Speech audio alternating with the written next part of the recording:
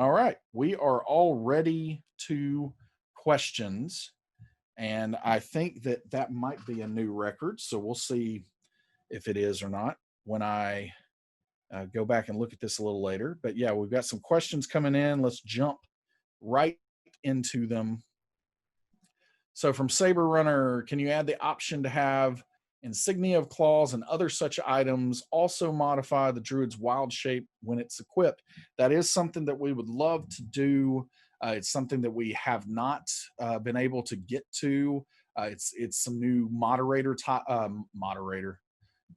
Shout out to our moderators out there. You must be on my mind because you're doing a giveaway right now. So thank you to our moderators. But I meant to say modifier. So it would be some new types of modifiers, and it's just not something that we have had the bandwidth to get to, but it is something that we would like to see at some point. So Saber Runner, I will come back to some of your many follow-ups there. I'll pick somebody else real quick, but we will come back. D. Koffler, how many times have you watched Hamilton? I don't know, like it's on in the background a lot. So I don't know if people would count that as, actively watching. So I would say, it has played through on televisions that I have been in the room where it happens. You see, it played on the TVs in the room where it happens. Like maybe 5 or 6 times at this point.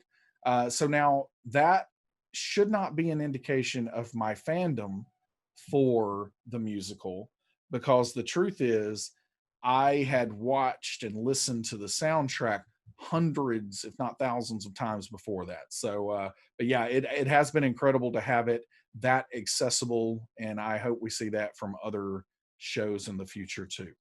DM Portella, are you guys any open sourcing and working with the dev community? We do have some plans to provide some public APIs at some point in the future. We have not been able to get to that point where we can do that yet, but it is something that we would love to do at some point in the future. We'll keep everyone posted. Aowen, did you manage to look into the countdown puzzle mentioned last week? Yeah, I did take a glance at that. I didn't do a deep dive, but I took a glance at it. Very, very cool. And I do imagine that I will end up using that at some point in my own gaming experiences. So thank you for the tip for that one. Lar Care, will there be further development on the critical hit damage for variant rules for crits? I am not exactly sure what you mean about variant rules for crits, but whatever those would be, you can certainly talk about those and bring those up in our Discord or Discord server or on the forums, and we can see what we can do. I can tell you that for the most part, we are going to focus on making sure that the core D&D experience as presented in the official rules of the game, that is going to be our baseline, and most of the time what we're going to focus on before we can go into variants. But we do understand customization is an important part of this game, and we will provide that when and if we're able to do so. Lord Garthon, what's your favorite D&D Beyond feature? Also, what's a cool tip you have for users of D&D Beyond? That last one's a little harder, so I'm going to ramble about the first part of the question in order to buy myself time to think about that last question. I'm going to, split my mind like both in the King Killer Chronicles. Like that's what I'm going to do here. So ultimately, favorite D&D Beyond feature, I would say that my favorite feature is probably the feature that I use the most, which now I dungeon master most of the time, so that's a really, really important thing to understand. I would just simply say that my favorite feature is just global search, because when I am playing, for the most part, I'm not reading a lot of what's going on a screen. If I ever need something that like in the moment, or a spell, or whatever else, because there's little that I don't like more than being at the table and someone casts a spell and everyone doesn't know what that spell does. So, that kind of searchability is really, really important at my personal table. And so I would say that that's my favorite thing. It's not to say that when I play the character sheet, when I do play the character sheet's my favorite thing, because I can't even imagine playing any other way at this point in time. But yeah, most of the time I'm dungeon mastering. Most of the time I would say the searchability is going to be my favorite part of D&D Beyond. And then a cool tip for users of D&D Beyond. I still don't have a great answer here outside of the what I would say are the obvious ones. But I would say that something to keep in mind that I have personally used pretty frequently is the customize part of D&D Beyond. And so, Will, I'm going to come back for just a second. Give me just 1 second here. Um, gonna come actually let me do it here. Yeah, all right, so I'm there. So ultimately, I'm going to go to on Barnaby here, and I would say that the ability to customize is something that is really, really important. So if I don't want to go through the entire homebrew process to create something, if something is close enough to the original, this customized menu is something that a lot of people maybe are not keen on the fact that it exists, right? So the customize is really, really good here. So you can display as attack, you can name the item. So I can say, Barnaby's uh, badger dagger has a badger on the hilt, we'll say. I don't know why the word badger was the first thing that came to my mind. And then I'm going to say can't be thrown as a note because maybe it's like unwieldy and it can't be thrown. And then basically with that, you'll see that it's updated here in my character sheet. And then here in the notes, can't be thrown. So that ability to customize and do small tweaks to things on the character sheet, I think is something that is a really, really big tip because you don't have to do the full blown process for creating homebrew if something is working the way that you want it to, but it needs just a little bit extra flavor or a little bit of a tweak to that existing thing. So I would say that that is a really, really big tip that hopefully people can latch onto out there, because I think that when we're engaging with the community, it's not always obvious. And so that's also some feedback for us that we are trying to make the ability to customize a little more visible. All right. And we're back. All right. Let's go back to Saber Runner for a second. Saber Runner, can we control what is shown on a character sheet in the public link? For example, letting my party see my general stats, but hiding my alignment, equipment, and extras. So that is something that we have discussed. It is something that if you make the character um, private, they definitely can't see those things. If you make the character public, then yes, they can see some of those things. We have talked about kind of a middle ground there where, and to be honest, I don't even know if that has been, I don't think that that's live now at this point in time, but we have talked about a middle ground where essentially for public characters, I know that the description parts of the character sheet are not there. And I thought that alignment, for instance, was in that description thing. I may be wrong there, but I think the alignment is in there. And so you shouldn't be able to see people's alignment in the public share as a general rule. But equipment, extras, that kind of thing, yes, those can be seen. And we have talked about before possibly adding in some other options to restrict that a little bit further, but at this point in time there hasn't been enough demand for that, and there hasn't been enough people requesting that and really a compelling use case yet for that, for us to take the time to do it. But not saying that we wouldn't ever do it. If that's something that people want to see out there, by all means, let us know and we'll see what we can do about it. Kretz, have you thought of doing a discount for the D&D Beyond Icewind Dale book like you did for the Theros book? I'm going to assume that you mean when you buy a copy of the hardcover at local game stores, uh, it was providing a 50% discount code for the digital version on D&D Beyond. And we have definitely thought about it and we would love to do it, but we are just not able to do it for the Icewind Dale book at this point in time. But as I've said the last couple of weeks, we are going to continue to explore opportunities that are being the best that we can be for the fans out there. So we'll keep you posted as those promotions and those opportunities come up in the future. Taylor's 005. Do you think Wizards of the Coast will bring Incarnum to 5e? Were you ever a fan of that? I was a fan of that, actually. I was a fan of almost everything that came out late third edition, to be honest, because it was almost like that point in a television show where you've jumped the shark or nuked the fridge. And it's kind of like, everything has escalated to the point. It's like a Batman comic or movie. Everything's escalated to the point that everything's ridiculous. So I was a big fan of the I guess it was Tome of Battle, I think was the supplement that had the Warblade that was the most ridiculous thing that's ever existed in a game, probably.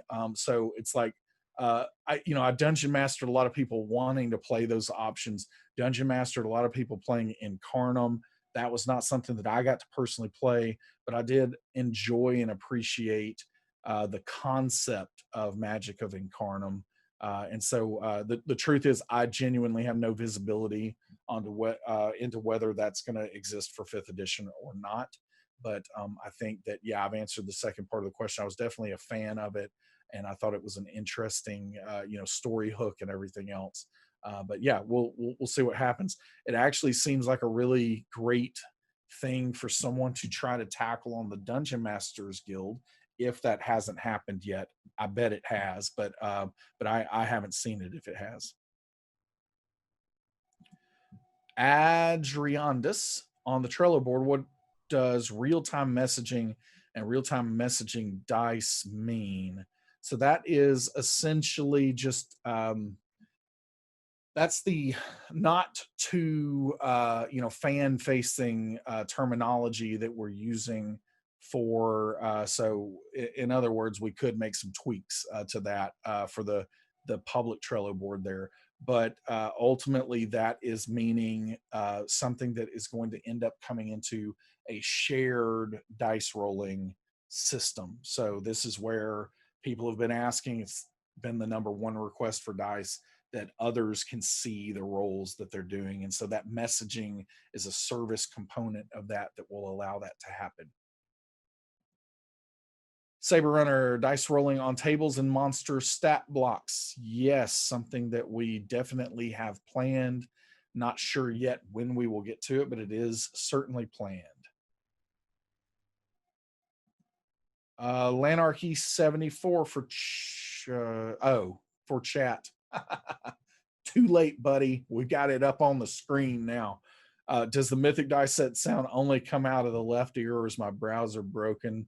If that is happening, I have not been aware of it, but if it is, we certainly want to do something about it. So hopefully chat did help you. If not, then we need to get that reported, and we'll see what we can do. Obi-Wan Jacoby TV, are we able to use the traditional format of the score being larger on the sheet rather than the modifier? This might have been answered in chat already, but yes, you can do this, and I'm going to try to demonstrate that as well. So will let me know when we're back. All right, and so we've changed this menu around, so I kind of hope that I even remember how to do this. So as you can see right now, strength is the modifier on the top and ability score on the bottom, And so you can go into preferences here, and then it is somewhere. Let me see, not at the top. It is no, no, ability score modifier display. Modifier's top right now. Scores top is what I changed it to. And it is now showing all of the scores on the top with a modifier on the little bubbles. So yeah, you can do that on the sheet. That was something that we added very quickly early on because at least half the people don't do it the right way. And I won't say which half those are, but at least half the people don't do it the right way. So you can toggle between modifier or score in the big box. All right, let's see. R Darkade, for the rolls, could you add an option to roll attack and damage rolls at the same time? That is something we're considering. We've seen that request several times, and I personally agree that that is an excellent thing to do. So we're going to be checking into that. Part of the issue there, I will say, we will have to figure out some kind of follow on for critical hit damage, because the way that our dice algorithm works is we don't actually know what it's going to roll when it starts out. It is based on the physics of the rolling.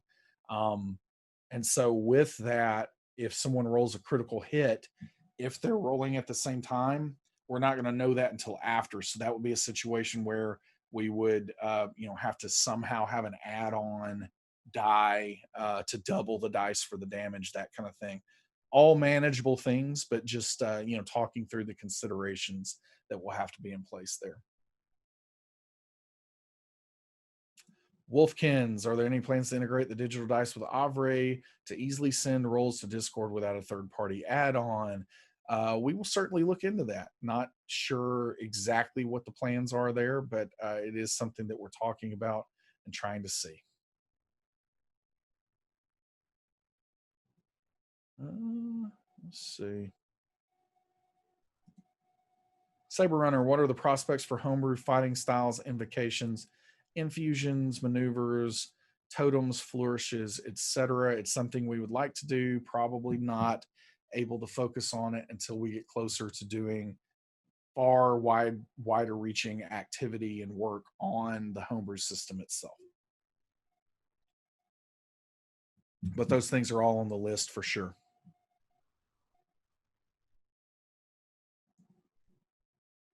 Jesus 781. And he plans on putting the ability to roll with digital dice for ability scores. Yeah, I mentioned that a little earlier in case you missed it, but that is something that we're actively working on right now, and you should be able to roll those at some point, pretty relatively soon, and we'll keep you posted on when that's out.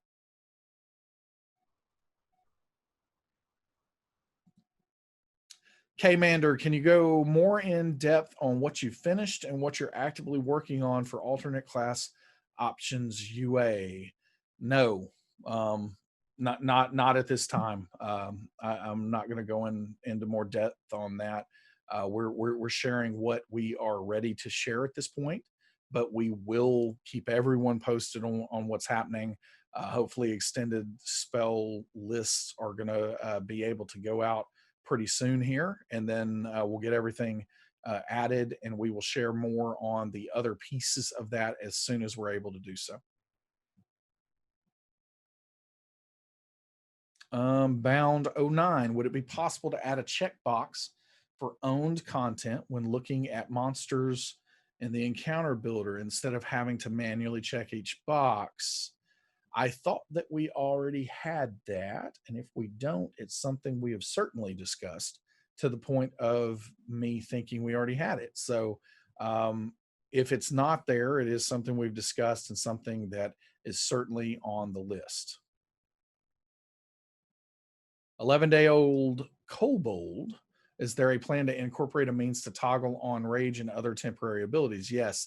Once we get where we want to be with combat tracker, and now that the combat tracker has given us the dimension of time or duration for abilities, because we haven't had that before, we would then be able to toggle a rage, see, the 10 rounds that rage lasts, that sort of thing. So that has always been the plan, to add those kinds of temporary effects for the convenience once we get to that point.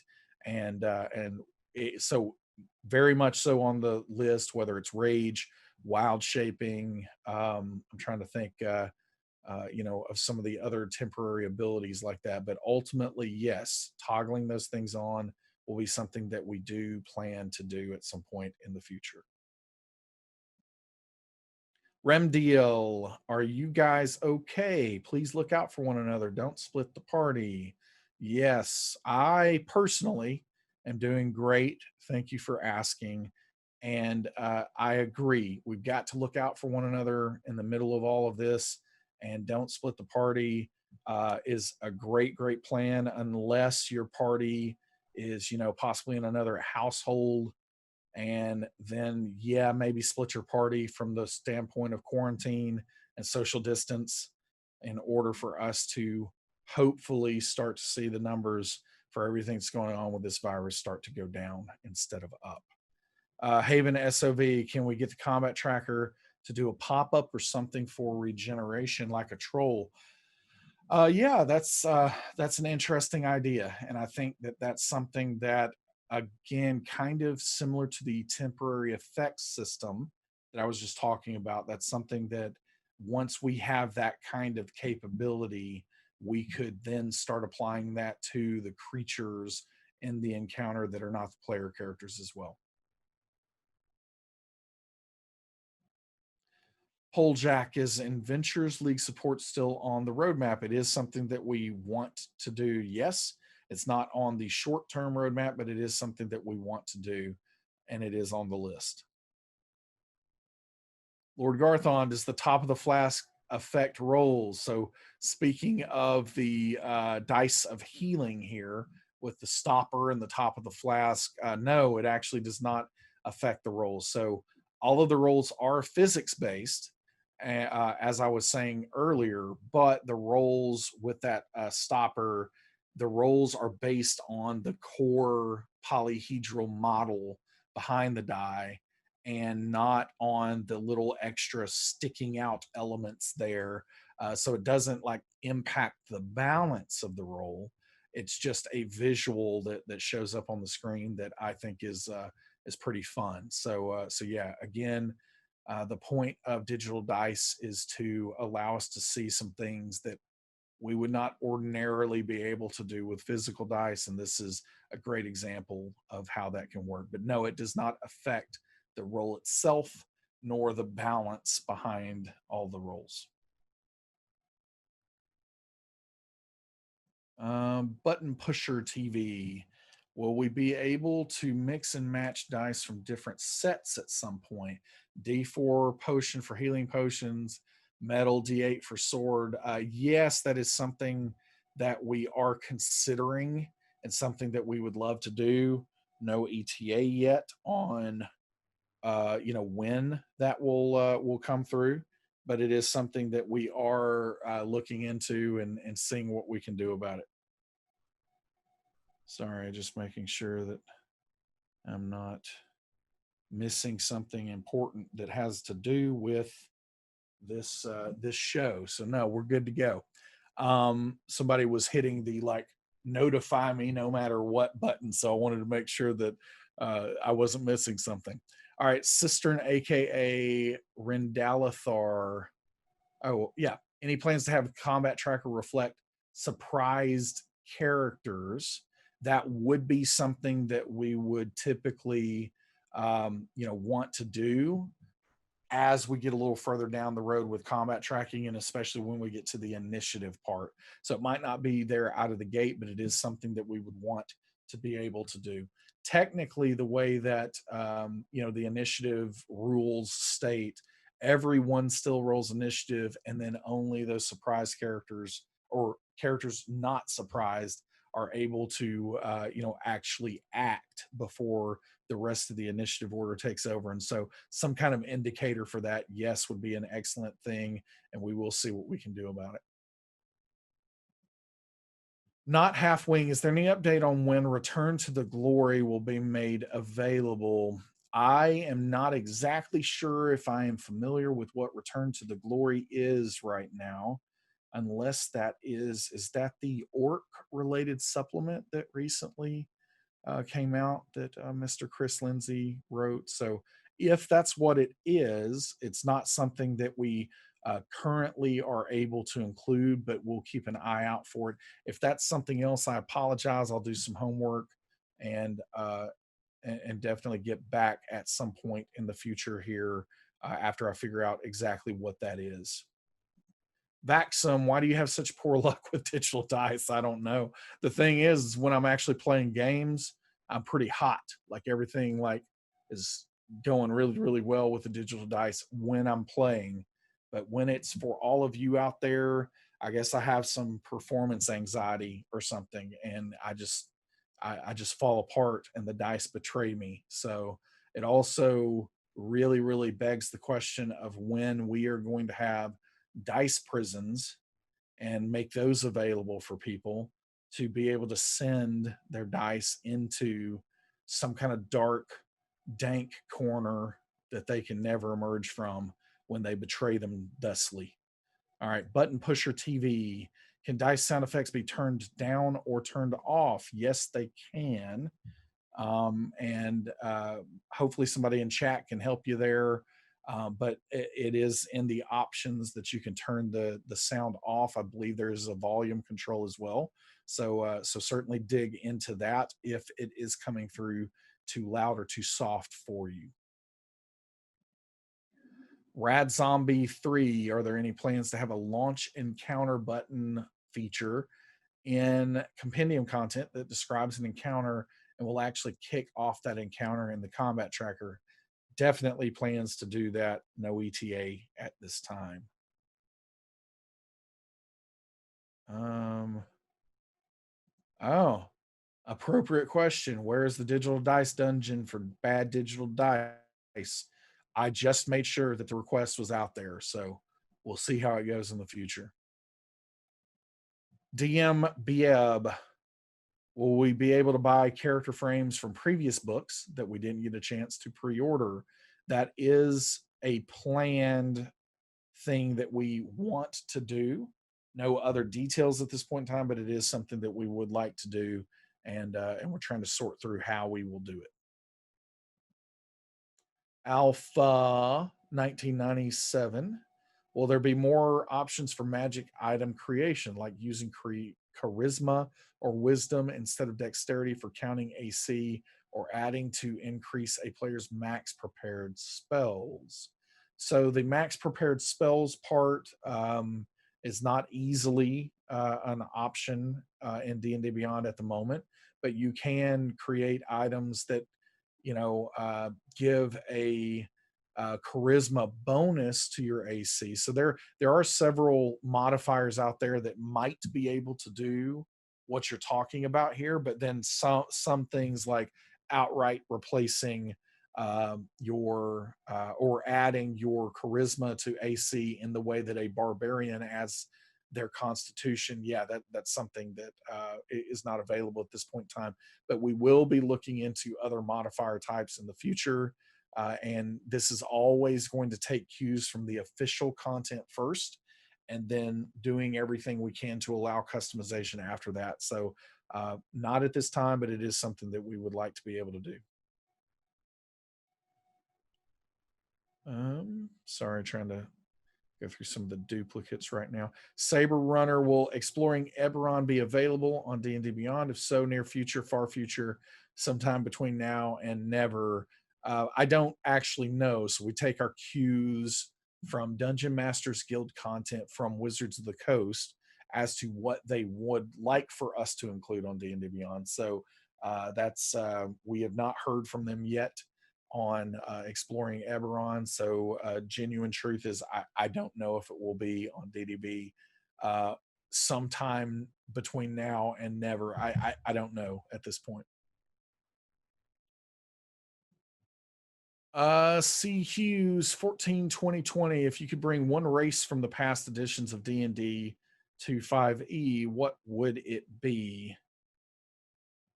One race from the past editions of D&D to 5e, what would it be? That is an excellent question.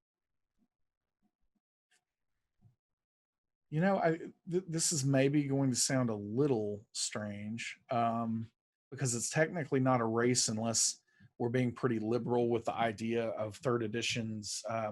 What did they call that? I want to say it was like ELC or something, but it was like um, something like modifier or adjustment or something. I can't remember what it was. It was the thing where you essentially had a number that spit out for monsters that if you added that to your character levels, that is what overall level you were. And so it was the third edition response to being able to play a centaur. You would have like a level adjustment, maybe is what they called it, of like +2, I think, or something. So naturally, centaur are in fifth edition natively without any more balanced than that. But I played a character for a time that was a Brolani Eladrin that I really, really loved. It was a huge level adjustment. We were playing high level characters, but I loved the different types of Eladrin and the different types of Cardinals that existed out there. So a Leonal Cardinal and that kind of thing. So I would love to see a little bit more of those kind of things come into fifth edition because of some of the Planescape roots and everything else that are coming out there. So that is not an indicator. I genuinely do not know, whether Planescape is coming to fifth edition or not, but you can play Planescape in your fifth edition right now.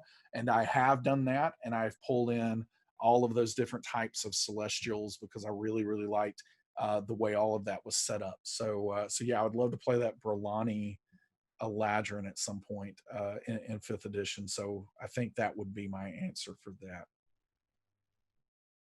Let's see. Skillful archer, the data, like top 10 classes or subclasses or things like that, would that be able to be permanently available? That is something that we've talked about. There's not a ton of demand for that we have assessed at this point. So if you do want to see something like that, then by all means let us know.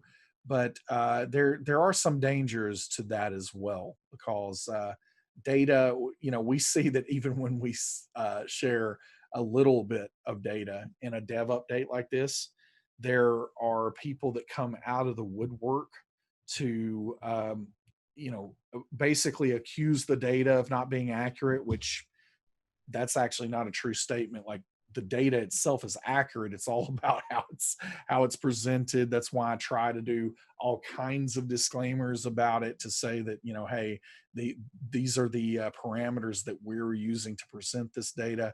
So there's a lot of confusion is ultimately what I'm trying to say there.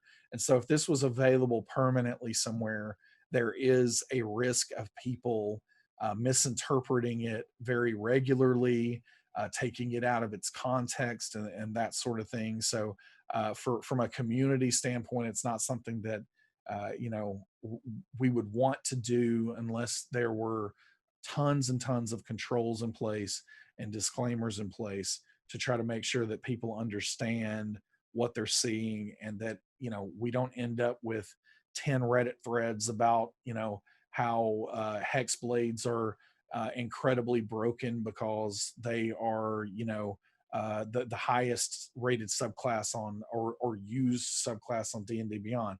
Because for instance, it's really really tough to know if that holds true at higher levels. It's tough to know looking at that data at a glance if that is just multi-classing people that are taking a dip to get to hexblade, those kinds of things. Now that data is very helpful to be able to share with Wizards of the Coast, and we do that. But yeah, for public consumption, it would need a good bit more massaging in order to make it presentable and understandable and clear. And that's just something that we haven't had the bandwidth to do. And again, we haven't seen the request that strongly to be worth that kind of effort yet. Greg, and then some. Can you tell us more about the cool stuff behind you? Oh, yeah. Well, I won't talk about it because that'll take too long, but let me see if I can get out of the frame and then maybe Will, is that focusing? Okay. So yeah, I'll give you that brief look at everything behind me. So there you go. All right. Is it coming back to me? I am clear. All right, there we go. Um, yeah, so let's see. Uh Devere P, do the statistics include all of Todd's characters? um, I mean, they include Todd's characters that have adjusted hit points and taken rests and that kind of thing. I don't think Todd has that many characters, actually, if there's a joke in here somewhere, because we do have a user that I am fairly certain we have shared before has over 16,000 characters. So comparatively, Todd is really, really keeping things under control. Uh, let's see. Ailwin, any update on being able to change subscription payment method without having to contact support to do it? We don't have an update on that right now. We are exploring options, and as soon as we have any news on that, we will share it. Storm Knight UK, can Aaron Lore have dark mode on the website, please?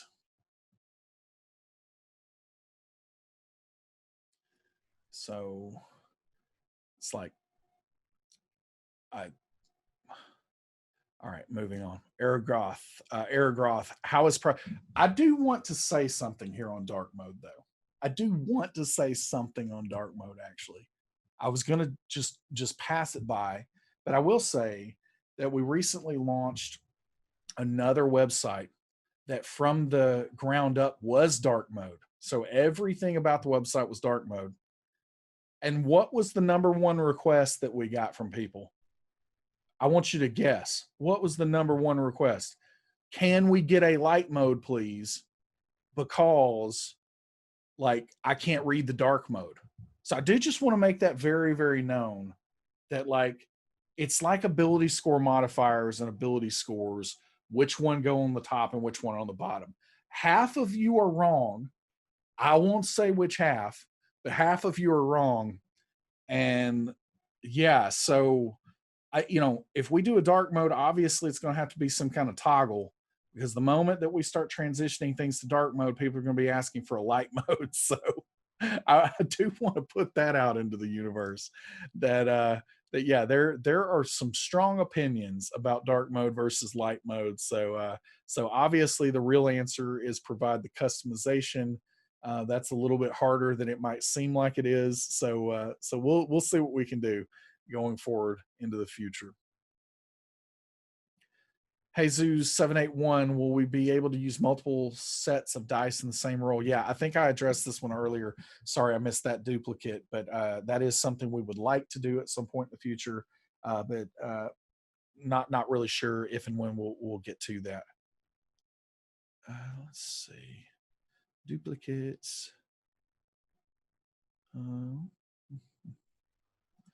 Thunder Speaks, will D&D Beyond eventually adopt map display tools and tokens miniatures for online games? It is a long-term plan and goal of ours, yes.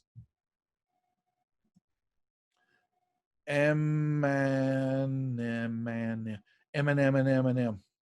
Have you seen the Umbrella Academy yet? Are you excited for tomorrow's drop of second season? If so, yes and yes, strongly. I'm also looking forward to War for Cybertron. So I think that's even today. So cannot wait for that. Sunjammer, what is your best memory of working at DDB from the last 3 years, and why was it working with Sam Riegel? That is definitely not my best memory. Like, he is so difficult to work with. He is such a diva. I mean, like, in that little spot where he thought that he was a president or something, he blew all of our party planning budget in a single evening. He was literally making it rain and just giving our money away. And then in a drunken stupor collapsed, outside in the wee hours of the morning.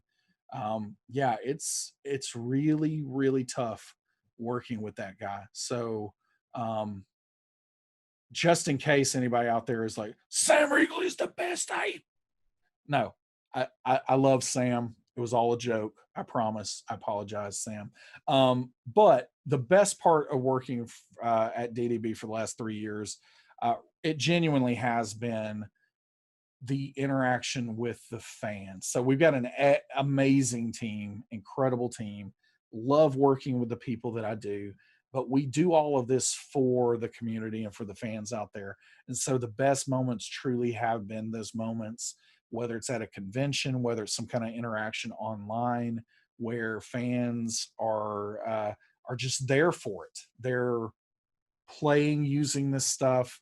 And I'm not even necessarily always talking about compliments or praise that fans are giving us. I'm talking about even some of the harder things. Those are great memories of working through those things. And I think that, the thing that we have tried to do more than anything is be as transparent as we can be with our community, be as authentic as we can be. And those things have been really, really special moments when we're able to do that with the fans and the community out there. So that probably is the best part of it. Working with Sam Riegel's it's been all right, but yeah, we love interacting with and engaging the fans and this wonderful community that we have around us. And I'm not just saying that because you're here. I'm saying it because it's the truth. Let's see. I'm sorry, a few duplicates as we get to the end here. Okay, Reaper Vic 7. Is there a way, are there plans for being able to create a campaign and assign another player as DM? That is something that we really would like to do. No ETA yet, but it is something that we have seen a couple of issues come up with this, and it is something that we would like to be able to do. Crather, maybe Briv has gone home to take care of the kids so that his wife can take her turn at adventuring for a little while. Seem fair, eh? I am not even joking. That is the canonical thing that's going on right now. So, yes, his wife Grin is off adventuring right now. And Briv just keeps, waiting each night in the still hours outside under the sweltering heat, looking up at the stars that his ancestors looked at, and he is just waiting for a cryptic message spell over and over and over, hoping that Grin will contact him, hoping that she's saying she's coming home to take care of those kids, where he can get back out there. But no, he that's exactly what Briv is doing for sure.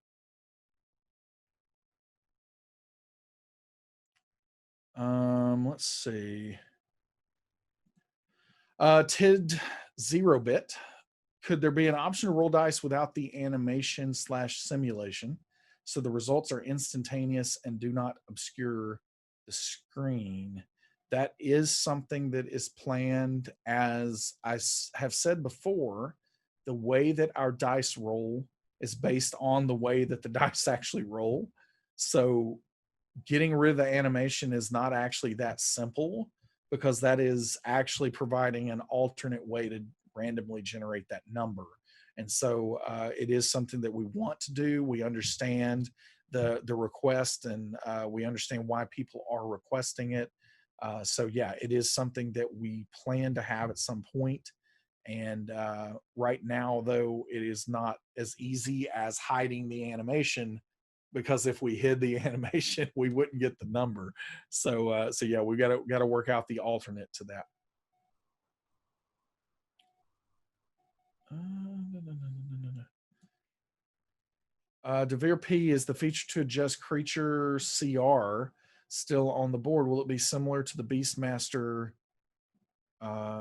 I don't know what the AU part of that is. Sorry, I'm probably missing something. But I think you're referring to the monster builder, and yes, it is something that we would like to do. It's something on the long-term roadmap. Billy Bankrupt. Firstly, hope you're doing well, mate. I am. Thank you. Will we be able to click and drag dice on desktop and or shake device to roll dice in the future? I believe that at least in some places you can shake the dice already. So maybe somebody's shared that in chat so far. But clicking and dragging the dice certainly something I would personally like to do because there is something very satisfying about that. So we'll see what we can do as things continue to progress. What sirs? Can we get a way to override multiple monsters' individual max HP at once in the run encounter, like a max HP button? I would be really curious to understand what kind of use case you have there where you would want to make that happen. I can guess at a couple of what those use cases might be, and so if I'm right, then yeah, that it seems like a pretty compelling thing that we could do. But again, would love to hear from you, forums or in the Discord, to maybe share a little bit more about why you would want to do that all at once, to make sure that we solve the problem in the best way that we could. But yeah, I think it's a pretty reasonable request, and we can look into it. Da, da, da, da.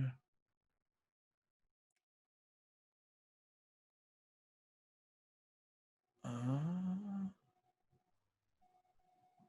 Sorry, just trying to find some non-duplicates. Okay, here we go. Got two more that look like non-duplicates to me. Jickbog. Are there any plans to implement homebrew ammunition? It is something that's on the list. We haven't been able to get to it, but it is on the list, something we would like to do for sure. Let's see. Local Boy 79, how to play Dungeons and Dragons Beyond.